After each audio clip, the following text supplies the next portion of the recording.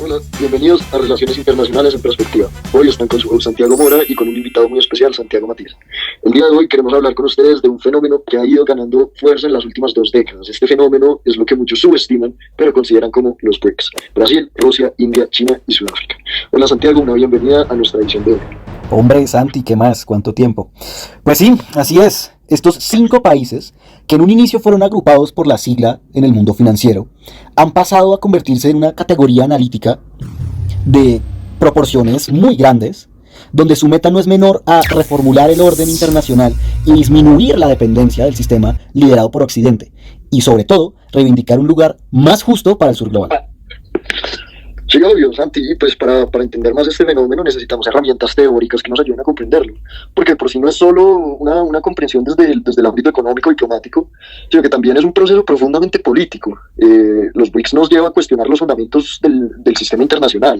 Si podemos deconstruirlo en 3 enfoques, pensaría yo que podemos partir del realismo, el constructivismo y usando teorías críticas como el poscolonialismo, siento yo. Perfecto, entonces pues empecemos con el realismo, ¿no? Para autores como Morgenthau o Waltz, ¿no? El sistema internacional es anárquico, ¿no? Por naturaleza. Esto tiene la implicación de que pues no hay una autoridad real por encima de los estados. Y por esto, cada estado compite entre sí por poder, seguridad e influencia. Claro, y pues desde este punto los BRICS podemos llegar a entenderlos como una estrategia de balancing o mejor dicho, un contrapeso, que lo que busca es sopesar al dicho poder hegemónico de Estados Unidos y sus aliados del G7, y lo que pasa es que no es como tal que otros países se tengan como un amor entre el uno o el otro, o ideologías afines, sino que realmente lo que los une es una necesidad de frenar un sistema excluyente. Y es que la verdad es interesante cómo esa lógica se traduce en acciones concretas, ¿no? Tipo, el nuevo Banco de Desarrollo o el acuerdo de reservas de contingencia, ¿no? Estas son instituciones que se presentan como una alternativa mejor al Fondo Monetario Internacional o al Banco Mundial, ¿no? Que tradicionalmente se han impuesto sobre los países del sur.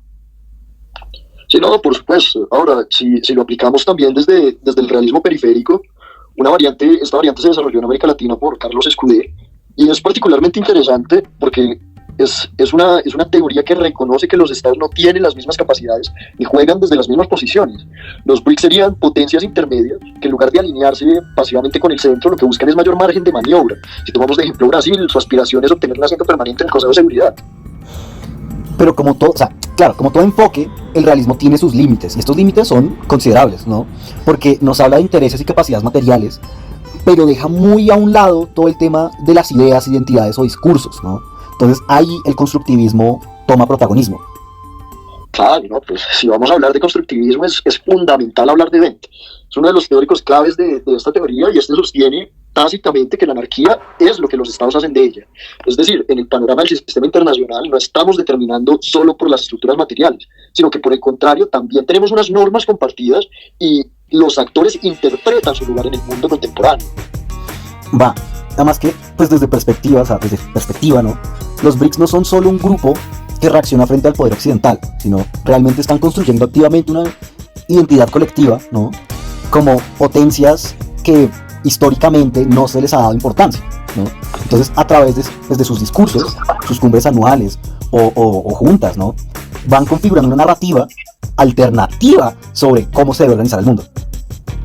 No, pues obvio, parce, esa narrativa se basa en principios fundamentales como la no injerencia. Es un respeto tácito a la soberanía, la multipolaridad, la reforma de las instituciones globales. No es solo retórica, también es una performatividad. Cada vez que se reúnen se crea y se refuerza una comunidad de sentido compartido. Es un sentido común entre los países que lo conforman. De verdad, wow. Pues también esto se nota en pues, los foros paralelos como los BRICS Plus o estas reuniones con países invitados. O sea, por ejemplo, en la cumbre del 2023 en Sudáfrica participaron representantes de Irán, Argentina, Egipto, Arabia Saudita y Etiopía, ¿no? Que en ese momento no eran parte, pero a día de hoy se podría decir que son partes íntegras del bloque de BRICS, ¿no? Y estas no son coincidencias, ya que es un intento muy puntual y claro de expandir esta identidad colectiva sobre otros actores en el sur global. Claro, y aquí es donde las teorías críticas como el poscolonialismo tienen una insuficiencia pura. Desde esta perspectiva podemos ver que el orden internacional moderno no es solo desigualdad por motivos materiales como muchos piensan, sino que también tiene un fundamento histórico, pues fue construido sobre jerarquías coloniales que aún perviven en la manera en que se define la soberanía, la democracia, los derechos humanos y demás principios de las sociedades emergentes. Y es que relacionado con eso, o sea, los BRICS, al reivindicar su historia propia, ¿no? Al cuestionar la idea de que realmente, o sea, no hay una única vía de desarrollo, sino que, pues, realmente hay múltiples formas de eso, y no precisamente las que dicta Occidente, ¿no? Estos se dan cuenta y quieren pluralizar el sistema. No necesariamente abolirlo per se, ¿no? Pero sí expandirlo, ¿no? Entonces, pues en este sentido no son revolucionarios, pero sí disruptivos. Claro, pero también hay tensiones internas, ¿no? Las asimetrías entre los miembros son evidentes. China representa más del 70% del PIB combinado del grupo. India y China tienen disputas fronterizas constantes. Rusia cada vez está más aislada por su guerra en Ucrania y Sudáfrica y Brasil están enfrentando problemas estructurales internos. Hay una tensión constante el uno con el otro que hace que se quebrante la unión del grupo. O sea, claro, esto ha llevado a que algunos analistas, perdón, digan que pues, BRICS es más como una plataforma diplomática que una alianza coherente, ¿sí? Y que lo que los une realmente es más simbólico que material.